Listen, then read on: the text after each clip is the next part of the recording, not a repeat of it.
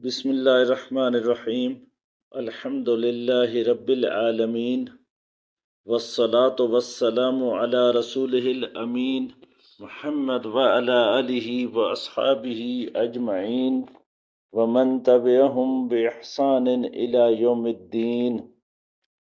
معزز سامعین کرام، السلام علیکم ورحمۃ اللہ وبرکاتہ۔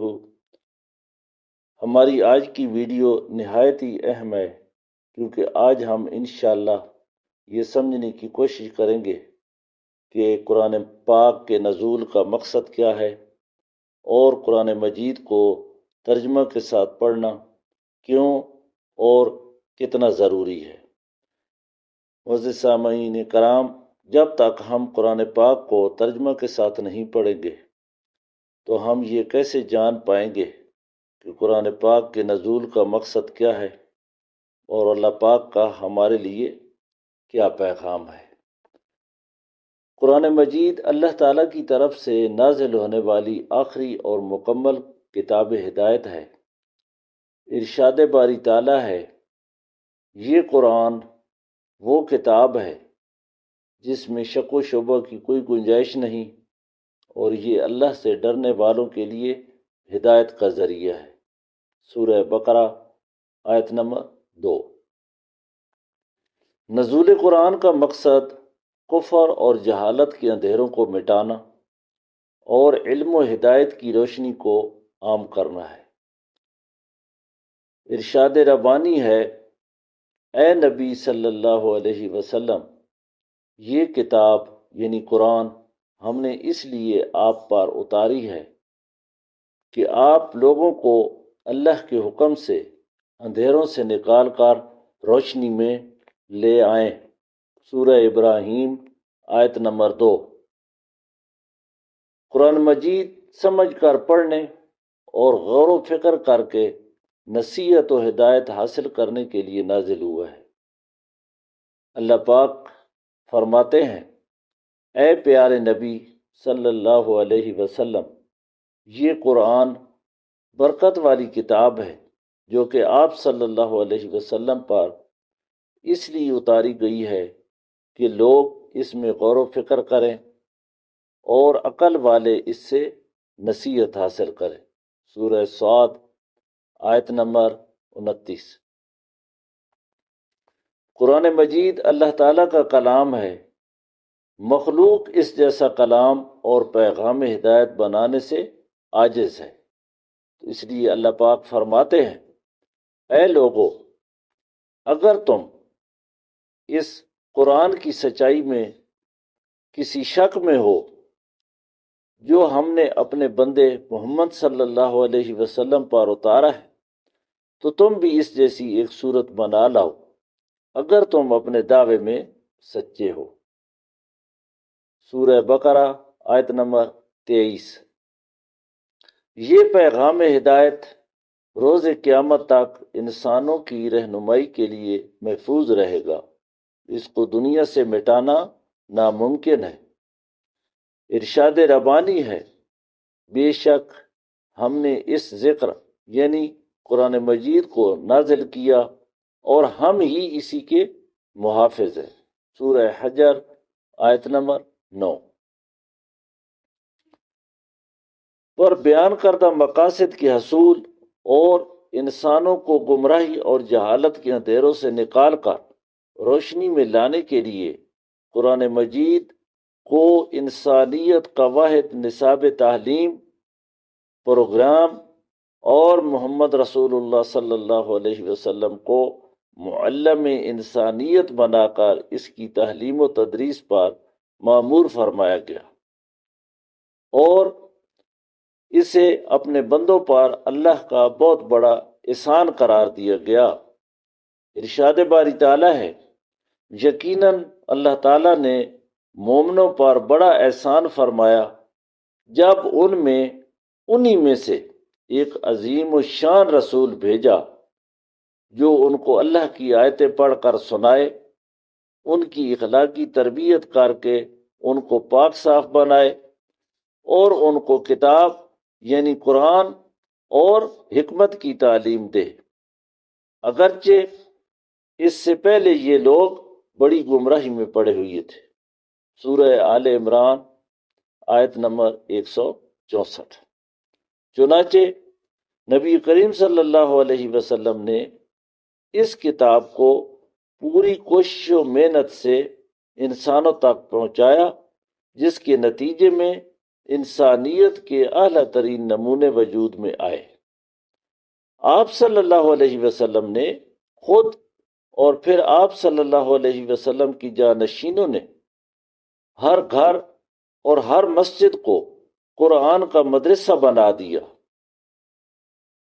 آپ صلی اللہ علیہ وسلم نے بتایا کہ جس جگہ اللہ کے بندے قرآن سیکھنے کے لیے جمع ہوتے ہیں وہاں اللہ کی رحمت نازل ہوتی ہے اور ان لوگوں کے دلوں کو سکون ملتا ہے، اور فرشتے ان مجلسوں کو اپنے پروں سے ڈھانپ لیتے ہیں۔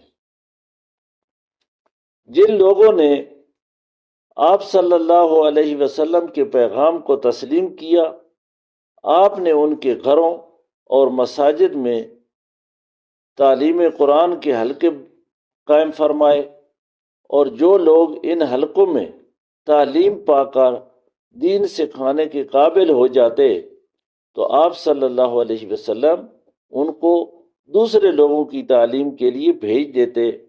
یہی حلقے اور مجالس قرآن کی روشنی پھیلانے کا سب سے بڑا ذریعہ بنے۔ آپ صلی اللہ علیہ وسلم نے تمام مسلمانوں کو حکم دیا جس کے پاس دین کا جتنا علم ہو وہ اس کو دوسرے لوگوں تک پہنچائے، اور جن لوگوں کے پاس علم نہیں ہے وہ علم والوں کے پاس جا کر ان سے علم حاصل کرے۔ اسی طرح آپ صلی اللہ علیہ وسلم نے ہدایت کی کہ ہر گلی محلے میں ایسا انتظام کیا جائے کہ ہمسائے ایک دوسرے سے سیکھنے سکھانے کا کام جاری رکھے۔ جو لوگ اس بارے میں سستی کرتے تھے آپ صلی اللہ علیہ وسلم ان سے سختی سے باز پرس فرماتے تھے۔ آپ صلی اللہ علیہ وسلم نے مسجد نبوی کو دین کی تعلیم کا مرکز بنایا، اور دور دراز سے سیکھنے کے لیے آنے والوں کے لیے مسجد کے صفہ نامی چبوترا پر رہائش کا بندوبست فرمایا تاکہ وہ اطمینان سے علم حاصل کر سکیں۔ خواتین کی تعلیم کے لیے آپ صلی اللہ علیہ وسلم ہفتے میں ایک مخصوص دن یا اہم موقع پر دین کی تبلیغ کا خصوصی اہتمام فرماتے۔ آپ نے مردوں کو اس بات کا پابند بنایا کہ وہ قرآن مجید اور دین کا جتنا علم حاصل کریں گھروں میں اپنی خواتین کو سکھائیں، اور خواتین کو ہدایت کی گئی کہ اپنے گھروں میں مردوں سے دین کا علم سیکھتی رہیں۔ گزشتہ زمانوں میں ہر قوم کی ہدایت کے لیے انبیاء کرام نے اپنی قوموں کی زبان میں اللہ تعالیٰ کا پیغام پہنچایا، چونکہ آخری نبی حضرت محمد صلی اللہ علیہ وسلم کا پیغام روز قیامت تک آنے والی ہر قوم، ہر زبان اور ہر زمانے کے لوگوں کے لیے ہے۔ لہذا قرآن مجید کو زبانوں کے اختلافات اور تغیرات سے بچانے اور اس کے متن کی دائمی حفاظت کے لیے نزول قرآن کی زبان عربی کو بنیادی حیثیت دی گئی، اور باقی تمام زبانیں اس کی معاون بنا دی گئی۔ ارشاد باری تعالیٰ ہے، یہ کتاب ہم نے نازل کی ہے، یعنی قرآن عربی زبان میں ہے تاکہ تم سمجھ سکو۔ لہذا نبی کریم صلی اللہ علیہ وسلم نے امت مسلمہ کو عربی زبان سیکھنے کی ترغیب دی، اور پھر دیکھتے ہی دیکھتے ایمان لانے والی بہت سی اقوام نے اپنی قدیم زبانوں کو بھلا کر عربی زبان کو ہی اختیار کر لیا، جبکہ کئی اقوام نے اسے تعلیم و تعلم کا وسیلہ بنا کر اسے اپنی زبانوں میں جذب کر لیا، جس کے نتیجے میں قرآنی اور عربی علوم کے ترجمہ و ترجمانی کا کام اس زور و شور سے شروع ہوا کہ عربی زبان دیگر اقوام کے لیے نامانوس نہ رہی۔ غیر عرب اقوام میں عربی زبان اور دین علوم کے عظیم علماء اور مصنفین پیدا ہوئے، اور عربی زبان کے الفاظ، محاورے، اصطلاحات اور رسم الخط بہت سی دیگر زبانوں کے جز بن گئے۔ یہ سب قرآن پاک کی معجزانہ قوت، اس کو سمجھنے کی ضرورت اور مومنوں کی اس سے محبت کا نتیجہ تھا۔ حضور پاک صلی اللہ علیہ وسلم نے پیغام الہی کو غیر عرب اقوام تک پہنچانے کا دوسرا انتظام یہ فرمایا کہ اپنے صحابہ کرام کو دیگر زبانیں سیکھنے کا حکم فرمایا، اور صحابہ کرام ہی کے دور میں قرآن مجید کے بعض حصوں کا دیگر زبانوں میں ترجمہ شروع ہوا، جو آج تک جاری ہے۔ معزز سامعین کرام، یہاں سمجھنے کی بہت زیادہ ضرورت ہے کہ قرآن فہمی کی اہمیت کیا ہے، یعنی اس کو سمجھنا کیوں ضروری ہے۔ پہلی بات تو یہ ہے کہ کوئی بھی تعلیم لے لیں، کوئی بھی زبان لے لے، جتنے تک کہ آپ اس کا مطلب نہیں سمجھیں گے تو آپ آپ کے جو اپنے خیالات ہیں وہ دوسروں تک کیسے پہنچائیں گے اور دوسروں کی بات کو کیسے سمجھیں گے؟ یہ تو ہے دنیاوی تعلیم کا۔ لیکن یہاں قرآن پاک کو ہم، اللہ معاف فرمائے، اتنا لائٹ لیتے ہیں کہ اس ترجمے کی اہمیت کو ہم سمجھنے کی کوشش ہی نہیں کرتے، بلکہ بس ایسے پڑھ دیا اور کہہ دیا بس یہ کار ثواب ہے، اس میں کوئی شک نہیں کار ثواب ہے۔ لیکن ہمیں کم از کم یہ پتہ ہونا چاہیے کہ جو میں اپنی زبان سے لفظ ادا کر رہا ہوں یا لفظ ادا کر رہی ہوں، اس کا مطلب کیا ہے اور میں پڑھ کیا رہا ہوں۔ جب مجھے یہ نہیں پتا تو پھر ہم قرآن پاک کو اپنی زندگی کا وہ مقصد ہم نہیں اتنے تک پا سکتے جس مقصد کے لیے قرآن پاک نازل ہوا۔ مختصر سے الفاظ میں یہ ہے کہ قرآن پاک کے نزول کا مقصد یہ ہے کہ قرآن پاک کو پڑھو، اس کو سمجھو اور اس کے مطابق اپنی زندگی گزارو اور اس کے مطابق عمل کرو۔ جب ہمیں پتہ ہی نہیں ہوگا کہ ہم پڑھ کیا رہے ہیں تو پھر ہم نے اس کو اپنی زندگی کا مقصد کیا بنانا ہے۔ اس سلسلے میں کلام الہی کی بنا پر، کلام الہی ہونے کی بنا پر قرآن مجید کے عربی الفاظ کی تلاوت بہت بڑی عبادت اور کار ثواب ہے، اس میں کوئی شک نہیں۔ تاہم نزول قرآن کا مقصد اس کو سمجھنا، اس میں غور و فکر کرنا اور اس سے رہنمائی حاصل کرنا ہے۔ اس کے مطالب قرآن کو سمجھے بغیر صرف تلاوت کافی نہیں ہے۔ ارشاد باری تعالیٰ ہے، اے نبی صلی اللہ علیہ وسلم، قرآن مجید برکت والی کتاب ہے جو آپ پر اس لیے اتاری گئی کہ لوگ اس میں غور و فکر کریں اور عقل والے اس سے نصیحت حاصل کریں۔ اسی بنا پر علماء امت نے ہر دور میں امت کو قرآن فہمی کی ضرورت سے آگاہ کیا ہے۔ حضرت عبداللہ بن عباس رضی اللہ تعالی عنہ فرماتے ہیں کہ جو شخص قرآن پڑھتا ہے اور اس کے معنی اور مطالب نہیں جانتا، اس کی مثال اس دیہاتی کی ہے جو پڑھتا تو ہے لیکن جانتا نہیں کہ وہ پڑھ کیا رہا ہے۔